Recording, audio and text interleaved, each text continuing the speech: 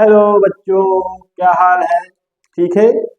चलिए, आज हम करेंगे topic bad debts, provision for bad debts and sundry debtors क्या होते हैं। क्लास 11th और 12th के लिए बहुत ही ज्यादा इंपॉर्टेंट। सबसे पहले आपको कंसेप्ट समझ लीजिए, सन्ड्री डेटर्स कौन होते हैं। Debtors, sundry debtors, book debts क्या होते हैं। डेटर्स वो कस्टमर्स होते हैं जो हमसे उधार लेके जाते हैं। ये हमारे कस्टमर्स होते हैं। कौन होते हैं?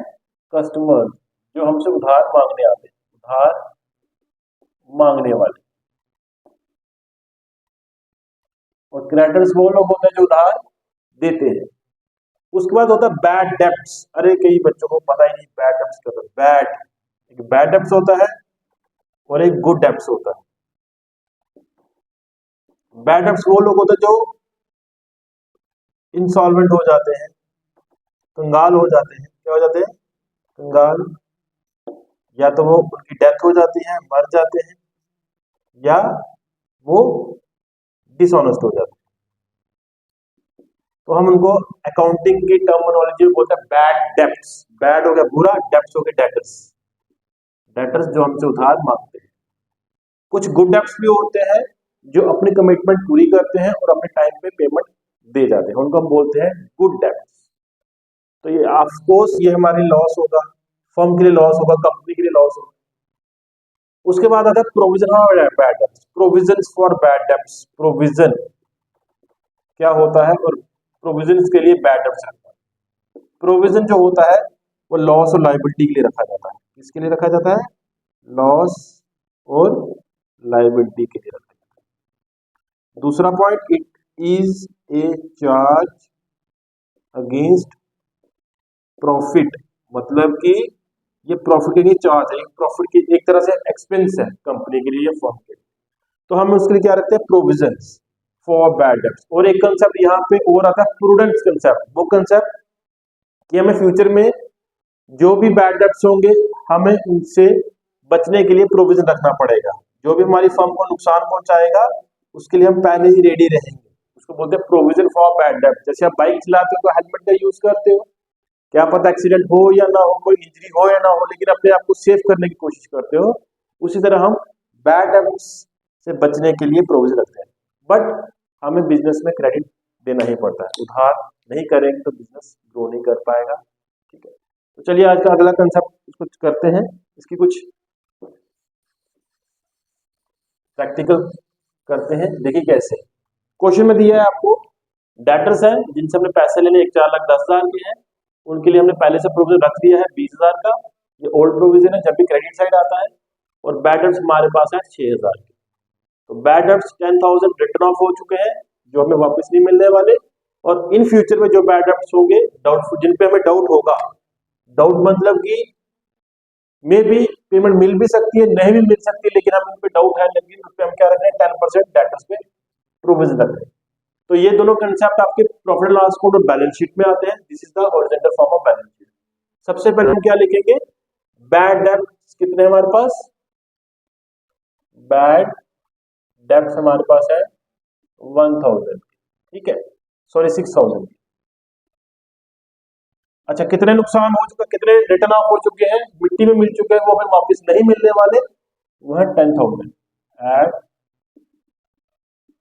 Bad debts written off. Written off means खत्म, उनका नाम मत लेना, वो खत्म हो चुके हैं, वो या तो भाग चुके हैं या तो मर चुके हैं। 16,000 आया। अब कंपनी कहती है कि इन फ्यूचर जो भी बैड डेब्ट्स होंगे या डाउटफुल होंगे तो 10% प्रोविजन रखेंगे। तो यहाँ पे आगे add new provision for bad debts. अब हमारे पास टोटल डेब्ट्स कितने हैं? 4,10,000 के। उसमें से 10,000 खत्म हो चुके हैं, वो हमें नहीं लेने। पीछे बचे आपके पास 4 लाख। अब हमें इन पे डाउट है तो उस पर कितना रखेंगे? 10%। तो कितना आ जाएगा बेटा? 40,000। कितना आ जाएगा? 40,000। टोटल कितना हो गया हमारे पास? 56,000। ठीक है, उसके बाद हमारे पास क्वेश्चन में बैड डेब्ट्स दिए, प्रोविजन ये ऑलरेडी दिए, प्रीवियस ईयर के दिए हैं बेटा। ये जो प्रोविजन दिया है ये प्रीवियस ईयर का है। कौन सी ईयर का है? प्रीवियस ईयर का है।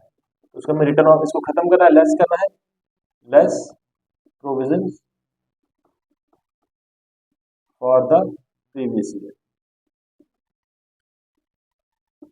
कितना? 20,000।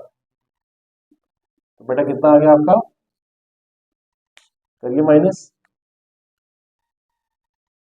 36,000। तो ये वैल्यू आ गया। अब हमें एसेट साइड में कैसे इसको ट्रीट करना है, चलिए देखिए। हमारे पास कितने सन्नी डेटर्स थे? शॉर्ट में लिख रहा हूँ, टोटल सन्नी डेटर्स थे हमारे पास 4,10,000 के, जिनसे हमें पेमेंट लेनी थी, less bad debts written of, जो हमने रिटर्न ऑफ किए 10,000,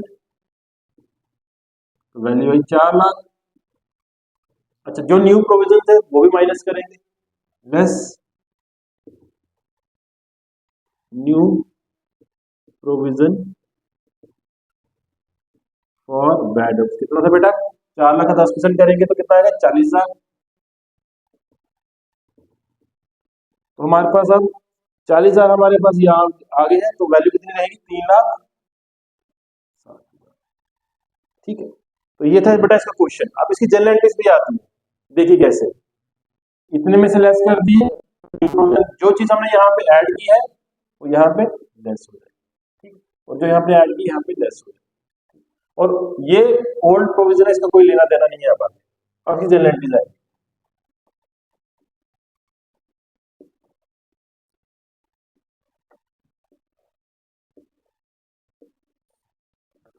पहले इसकी जनरल एंट्री क्या आएगी? अब सबसे पहले इसकी जनरल एंट्री आएगी बैड डेब्ट्स अकाउंट दिया,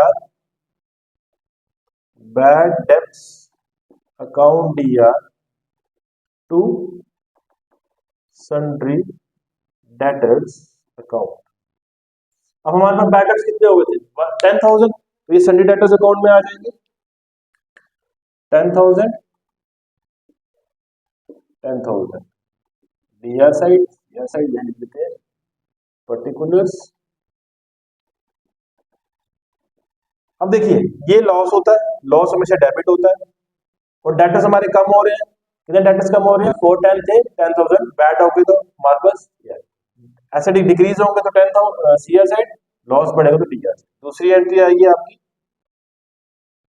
यहां पे लिखा है provision for doubtful debts account दिया, provision for doubtful debtors account दिया टू। अब हमने प्रोविजन कितना रखा हुआ था? 10% के हिसाब से 40,000। तो आपका यहाँ पे आ जाएगा टू बैड डेब्ट्स अकाउंट, ये भी हमारे से, इससे भी हमारे बैड डेब्ट्स रखा है, to bad debts 40,000। The last entry is profit and loss account दिया, सॉरी यहाँ पे 16,000 आएंगे, क्योंकि यहाँ पे हमने टोटल कितना रखा है? 16,000, यहाँ पे 16,000 है।